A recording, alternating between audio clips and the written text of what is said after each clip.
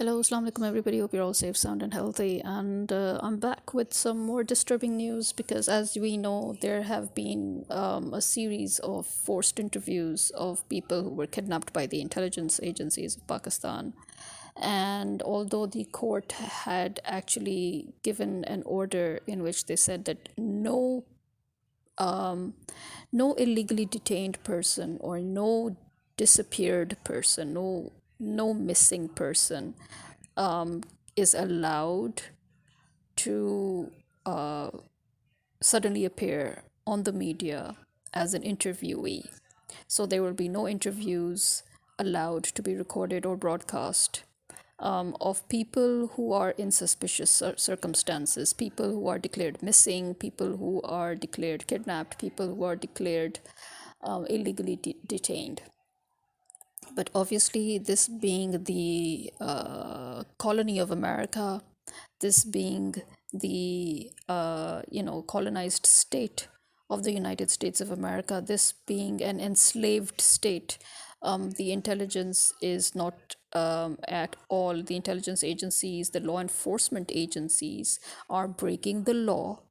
Okay, so here's the irony that the law enforcement agencies are breaking the law of Pakistan. They are breaking the constitutional law of Pakistan. They're breaking the civil law of Pakistan. They're breaking criminal law of Pakistan. They're breaking all the laws possible of Pakistan. So they have disregarded the legal system. They've disregarded the constitution, as we have seen till date. And now, in the latest of those series, as we know, it began with Asad Umar's forced interview, and you know, now the latest interviews that have come to us, via sources from the mainstream media, is that the latest interviews to be recorded, which will be aired very soon.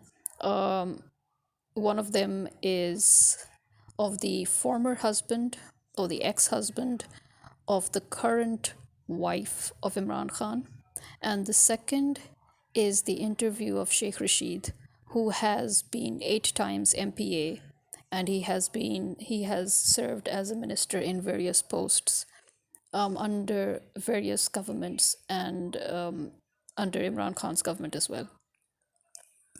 And this especially has created some sort of concern. I think concern will be the right word. People are very extremely concerned because, according to Asad Tur, who, if I understand right, he is actually part of the Sama News.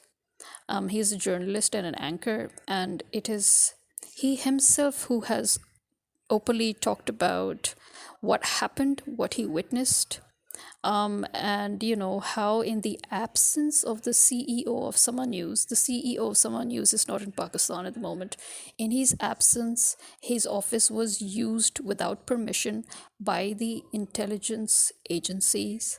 The fact that they came in plain clothes and they literally physically dragged Sheikh Rashid. Yes, they dragged him into the office, and the fact that the management of Sama News was heavily concerned, and they tried to confront the intelligence agents, as to what they were doing, as to their actions and what they were planning on doing, because Sheikh Rashid was not in a good physical condition.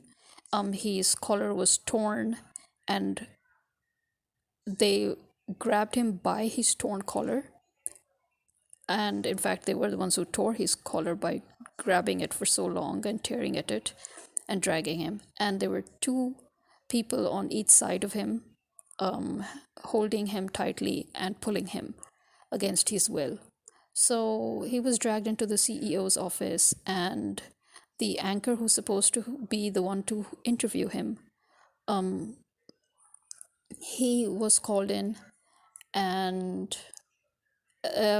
amid concerns, very vocal concerns of the Sama News management. So here's one, and the other is going to be the ex-husband of Bushra Bibi, which also raises concerns because despite the fact that he actually is, or was at least, a party member of Nawaz Sharif's, the fact that they are disgracing even their own party members, using them, manipulating them, and threatening them and blackmailing them to go against their own family members who are either supporters or voters or relatives of PTI members.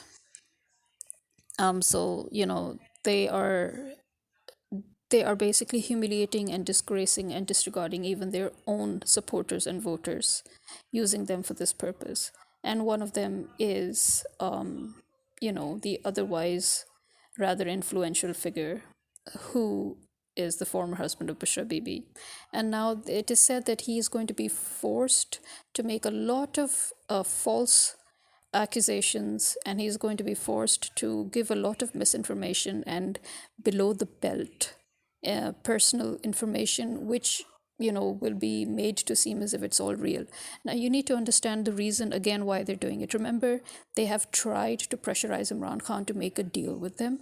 He has repeatedly refused, and at the same time they know that if they bring in Nawaz Sharif, they're in deep shit, because this may be the colony of the United States of America, but the people have not accepted themselves as citizens of the United States of America.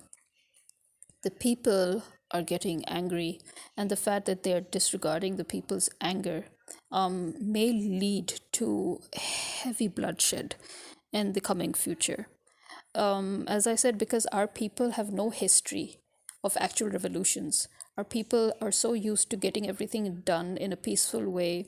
They've always had leaders who have struggled on their behalf. They have had leaders like Jinnah, who constitutionally built Pakistan without any bloodshed, without any war. He mapped it out and he got it. So all the bloodshed that occurred after Pakistan was made, again instigated by India, by the Hindus and the Sikhs, and they were the ones who did the bloodshed mainly. But at the same time, the some of the Muslims retaliated at that time in order to to how do we say, in order to counterattack, you can say. So I mean, these things happened after Pakistan was founded. The day people started migrating, that was the day that India began the bloodshed. Now, the point here is that Pakistanis have never really fought for anything. They have always had things handed to them on a platter. And this is why they're always still in this condition, in this mental condition that, oh, somebody's going to just get rid of everybody for us. Somebody's going to do this. Somebody's going to do that. Nobody's going to do that. They are finally realizing it. Nobody's going to do anything. As we know, half the country is already in protest. We've got 3 provinces right now, actually 4, if you count Kashmir in. Kashmir, Gilgit Baltistan, KPK, Punjab. These provinces are right now on various stages of protests. And although the protests are peaceful, but you never know. As we know, there have been minor eruptions every now and then.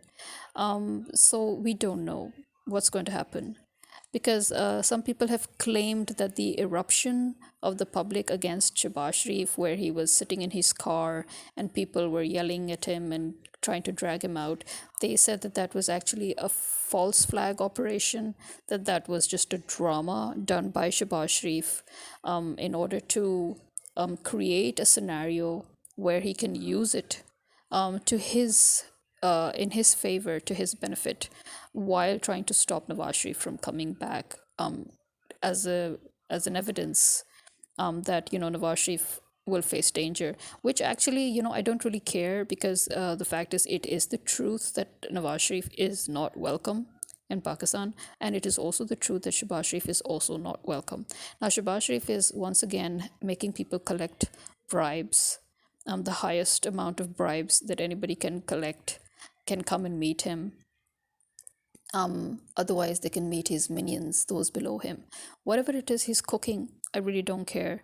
What I do care about at the moment is that the people of Pakistan really need to wake up. I think somebody really needs to light a fire under their asses in order for the country to really, really wake up. Because, as I said before, peaceful protests are not going to get you anywhere. Okay, peaceful protest got Kashmir nowhere, it got Palestine nowhere. It's not going to get us anywhere. And yes, although I know many people had their hopes raised that maybe the army, the agencies will back off, the establishment will back off because of the fallout of Israel with the rest of the Muslim world right now. Even those who had begun to accept Israel have now turned their backs on Israel because of the latest fiasco in Gaza. They thought that, because the whole point, the whole scenario with Nawaz Sharif was that he would come and then make Pakistan accept Israel. So that fell through because the Prince of Saudi has also turned his back on Israel and therefore turned his back on Nawaz Sharif because now he's not coming under any pressure to work with Nawaz Sharif to install him in Pakistan. And as we know, Saudi has issued yet another warning to Pakistan, Pakistan's agencies, the illegal government in Pakistan, as has China, that they need to put things right if they want continued support from these two countries, because these two countries will not support the illegal government of Pakistan. They will not support the destruction of Pakistan. They will not support the implosion of Pakistan. You see, because these two countries are more than aware of the effects of the implosion of Pakistan. And India might think that actually it's very good for India, but actually it's equally bad for India if anything happens to Pakistan. Because India needs to remember that one of the reasons why Pakistan was so easily allowed to exist was that it was a buffer state for India. And if Pakistan ceases to be a buffer state, India is fucked, good and proper. All that globalization, all that global market, everything that India has been not earning, but just getting through, unwarranted means, that would all go down the drain. As we know, India could not even win a World Cup without the match getting fixed. It happened before, it's happened again. So India cannot get anything done without its allies making it possible. And if Pakistan ceases to exist, all those allies will go away, and India has nothing to fall back on. So India should realize it, that without Pakistan, India is in deep shit as well. China already knows its position. Russia knows its position. Central Asia, Middle East, they know their position because unfortunately for us and fortunately for us, we are the padlock of Asia, as I've said like a million times. Pakistan is the gateway. Pakistan is the lock of Asia and Pakistan is the door. Pakistan is the gateway. And that is why everybody wants to control Pakistan. That's why India wants to control Pakistan. That's why Europe wants to control Pakistan, especially Britain. That is why America wants to control Pakistan. And that is why China and Russia deems in their interest that good relationships with Pakistan, a very close relationship with Pakistan is a necessity for them. Unlike the West, China and Russia are aware of the fact that forcing, threatening, and pressurizing Pakistan will backfire. America may think that it has succeeded and that it hasn't backfired on it, but actually it is already backfiring. These whole situations that have come to be, these are all consequences. These are all the chain of consequences, the whole process of their plan of forcing Pakistan, dominating Pakistan, threatening Pakistan, blackmailing Pakistan. These are all now the consequences of all of that backfiring. So, right now, if anything happens to Pakistan, these agencies that right now exist, the establishment, the legal system, yeah, you better forget about it. Don't think that you will still exist. I mean, I think that is the reason why they're so stupid, is that they think, oh, if anything happens to Pakistan, they'll still need us, they'll still need us. Yeah, no, they won't need you, okay? They're going to shoot you down. So if there is no Pakistan, then there is no army, there is no establishment, there are no judges, there are no lawyers, there are no politicians, there is no bureaucracy, okay? You people will all cease to exist. But even now, these people are still, they know that there is immense hatred for them right now. That for the first time in history, the people of Pakistan, both in and out of Pakistan, the overseas Pakistanis as well as the domestic Pakistanis, they are all up in arms. They're all open. They're extremely open. They're extremely vocal in their hatred for the illegal government, for the army, for the establishment, for the law enforcement agencies, for the judges. So, the fact that they are still thinking that they can turn a blind eye to this rage of the people, that is what is going to be their unbecoming. So these forced interviews that they are forcing down our throats, again, remember, it is not for our benefit. They're not doing it for us. They're forcing, first they forced Dawn to air. I remember Dawn refused to broadcast the interview, but they were forced and they had to broadcast the interview. And now it's Sama's turn. So they are making all the mainstream media accomplices. Why? Again, the mainstream media is paying for it. The mainstream media is paying for its decision to go anti state.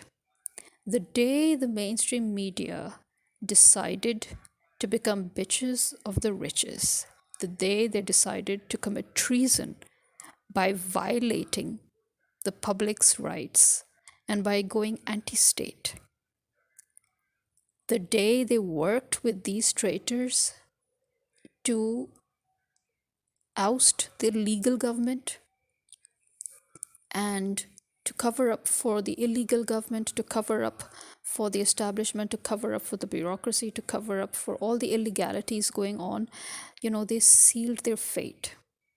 And now they have to pay for it. They have to pay for that partnership. This is how it is when you become partners in crime. Then it's all the way through till the end. And so they have no choice but to accommodate these people, these institutions in all their illegalities. They have no choice. So they're paying for it. They're paying for the decisions that they made. Now, even if they want to back out, they cannot back out.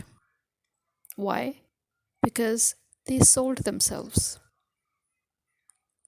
They sold themselves to anti-state elements. And now they cannot back out. They're tied down. So Sama will definitely have to air the interview of, Pervez Rashid and, Sheikh Rashid. And because of that, that will, the already simmering public is going to go one step further in its rage. They're going to, they are actually going against the public once again by showing these interviews. They're going against the law because the law has forbidden them from making, recording, and broadcasting these interviews. And the fact that they are disregarding the law and disregarding the public, so that will produce another chain of consequence in the backfiring. So America may think that, it doesn't matter what's going on with Israel, but in fact, America may think that because of what's going on with Israel, America needs to tighten its hold further on Pakistan.